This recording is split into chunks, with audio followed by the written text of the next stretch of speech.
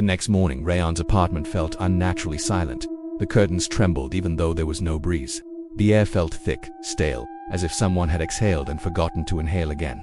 His friends had been texting all night, but none of the messages from Rayon were sent because he never typed any. His PC remained on the desk, the screen dark except for the faint glow of a single file. Continue.exe. No one knew what happened inside that room. Not even the neighbors, who swore they heard scratching, muffled begging, and a heavy thud around midnight.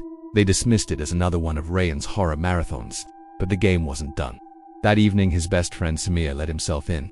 The door was unlocked, something Rayon never did. Samir stepped inside cautiously. "Rayon bro, you okay?" No answer. The apartment looked normal, but the silence felt wrong, like everything inside was holding its breath. Samir walked toward the desk, noticing the monitor still humming softly. His eyes narrowed at the unfamiliar file sitting alone on the desktop. Rayon wasn't the type to leave random programs running. Curiosity tugged at him. Fear whispered to stay away, but friendship pushed him closer. He clicked.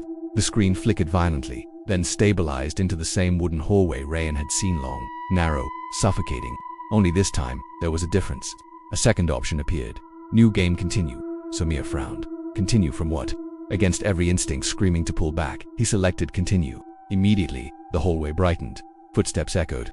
The point of view moved forward on its own, as if the character knew where it was going. Whispering seeped from the speakers, layers of voices overlapping, too distorted to understand. Samir leaned closer, trying to make out the words. Then his heart stopped. One of the whispers clearly said, "Help, Samir." He jerked back in shock. That was Rayon's voice. He was sure of it. The camera turned a corner by itself and approached a door marked with fresh scratches. Blood-like streaks dripped down its surface, still glistening as if recently smeared. The game forced him to click it. The door swung open slowly. Inside was a room identical to Rayon's apartment. Same desk, same window, same computer, but bathed in red light, as if soaked in a sunset that never ended. And on the floor, slumped against the wall, was a figure. Tall, thin, grinning. Samir's breath hitched. No way. The figure lifted its head, revealing hollow pits where eyes should be. Its grin widened until the jaw cracked. Then it whispered in a voice that scraped the inside of Samir's skull, "You're next." The game screen burst into static. The lights in the apartment dimmed. The sound of footsteps echoed from inside the room, not from the speakers. Slow, heavy building. Samir froze. He didn't dare turn around. On the screen, the static cleared just enough to show another message dripping in crimson.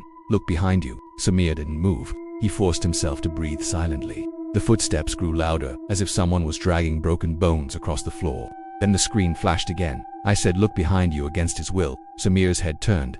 The tall figure stood just inches away, its grin vibrating as if carved into its skull with trembling hands. Shadowy fingers stretched toward his face. Samir stumbled backward, but the room twisted, the walls bending like melting plastic. His vision blurred. His limbs felt heavy, like something was pulling him down. He collapsed to the floor. The figure crouched over him, its breath cold enough to burn. The screen shifted one final time. A new message appeared. "Upload complete." Samir screamed, but no sound left his throat. The apartment snapped back to normal. The lights returned. The shadows vanished.